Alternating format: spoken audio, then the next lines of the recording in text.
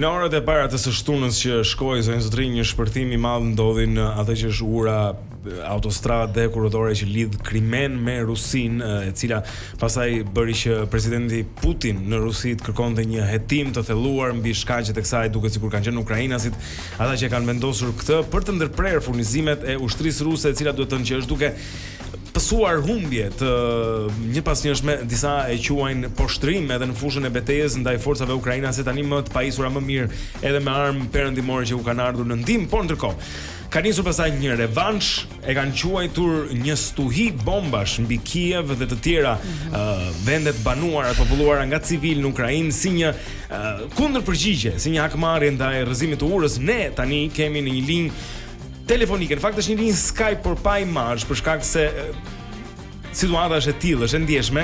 Zotin Sviatoslav Jurash, I cili është deputet në Ukrainë, nuk do ta shfaqim me imazh, por vetëm me një foto zotrin për arsye sigurie. Kjo është çfarë na është kërkuar nga ana e tyre. Kaq dramatike është situata, kështu që kemi vetëm një foto të tij. Mr. Jurash, good morning. Besoj që e kemi në lindjen atë John. Hello? Good morning. Good morning. Yes. Hey, we wish you well. I wanted to ask you as to how the situation is in Ukraine right now. We know that there's been bombardments over Kiev and civilian targets as well. E pyes mbi situatën atje dhe tek civilët që janë shënjestruar nga rusët. Tell us about it. There was massive attack all around Ukraine, by far not just in Kiev. I represent constituency deep in the west of Ukraine, of Lviv, and I am from Lviv. E ka pasur sulme jo vetëm në Kiev, por edhe në vende të tjera të Ukrainës. Fjala vjen, unë jam nga Lvivi, thot ai, në Ukrainën perëndimore dhe atje ka patur sulme. Yeah. The reality is that essentially this is the biggest attack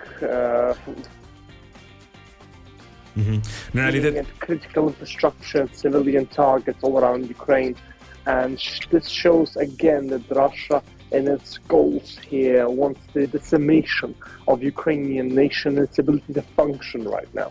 But again, Ukrainians are looking at this as just another challenge that we will rise to and that we shall persevere. Ky ka qenë sulmi më I madh ndaj civilëve ukrainas që nga fillimi I luftës 8 muaj tani më, dhe tregon se Rusia ka për qëllim shkatrimin jo vetëm të infrastrukturës por edhe të thelbit të Ukrainës. Megjithatë ne jemi duke u ngritur në këmbë ndaj kësaj sfide, thot ai, për ta përballuar atë edhe një herë për të theksuar qendresën ukrainase. Flitet në fakt se ura e Krimes është vënë në shënjesër e forcave ukrainase për të ndërprerë furnizimin e ushtrisë ruse. Sa e vërtetë është kjo realisht? So did you guys blow that bridge is the question. Well, the big question is the great violation that there was in the so-called annexation of Crimea and the summation of the national law in 2014. That bridge itself is the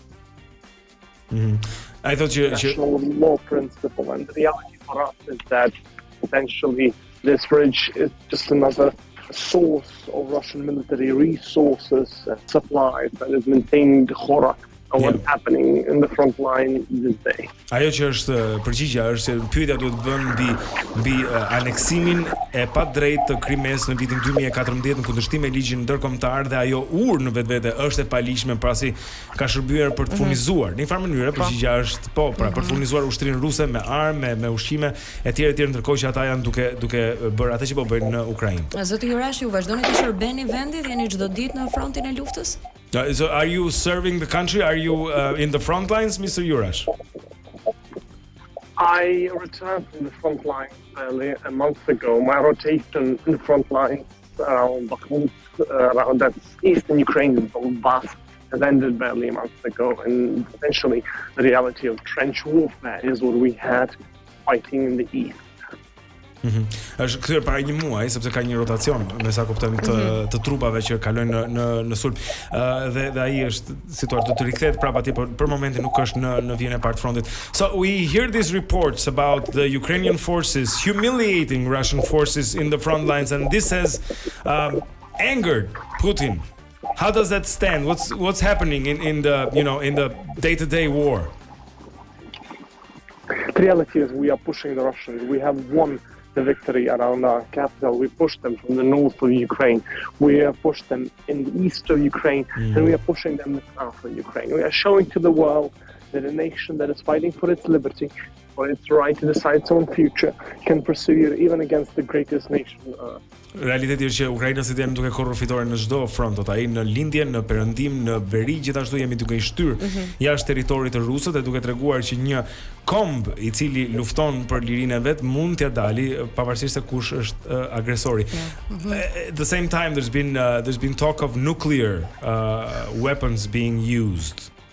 Do you think that's a reality that might happen, and if it does, what happens after that? Putin is bluffing in this discussion ever since the beginning of the conflict. He essentially was trying to provide to the West this as the reason not to support Ukraine. This is another example of Russian bluff. The reality is he knows that this is as red a line as possible for Russia, and the retaliation in the West would be something that Russia cannot sustain and cannot win. Okay. Un kam edhe një pyetje, mund të? Po, duhet vetëm ta përkthej, sepse e pyeta për armët bërthamore, pra dhe thotë se është një bluff nga ana e Putinit dhe e ka bërë atë në mënyrë që të marrë ato çfarë kërkon, si thua, në lojën e pokerit me perëndimin, por që nëse ai do të përdorte armë bërthamore, ajo çfarë do të ndodhte më pas do të ishte diçka të cilën Rusia nuk mund ta menaxhojë dot më. U tha që janë gati 8 muaj ku Ukraina është në pushtimin rus. Keni ju një thirrje konkrete për qeveritar të tjerë? Do you have a call for other governments 8 months into the war? Well, for us, it's always very clear that first Russia needs to be thrown out of the international community and its institutions, as Russia has essentially disavowed every single norm of national law and every single part of the rules that are to be a member of that national community. Second, as far as support for Ukraine, it's very clear with the events of a few days ago that Ukraine is in need of more supplies and more anti-air ammunition. And for us, we continue to struggle, basically, and for that we need economy. So economic support of different kinds to sustain the Ukrainian more than 14 million people nation throughout this is vital. Okay. Mirë, ndihmë ekonomike kanë kërkuar ata, me sa duket armët i kanë marrë atje gjithashtu, se kjo duket sikur është. Thank you. It's good to hear from you, Sviatoslav, and we wish you good luck. Thank you so much. All the best, yeah. Thank you very much. All the very best to you. Okay. Slava Ukraina, po. Është e vështirë të urosh një ditë të bukur. Ato kushte që janë ata sot, domethënë Ukraina po bën një rezistencë të jashtëzakonshme pavarësisht agresionit të Putin, po që sigurisht edhe armët me cilat ata janë furnizuar nga ana e perëndimit kanë përshtypjen që e kanë ndihmuar, sepse është diçka që po shihet tani që ka bërë atë efektin e vet. Por gjithsesi Rusia është mbajtur si një nga forcat më të mëdha ushtarake, militare, kështu që është gjithmonë ka qenë. Po që ajo që mendoj që do ta pushtonte në 5 ditë. E ke parasysh edhe ja ku jemi 8 muaj. Po i shkon 8 muaj.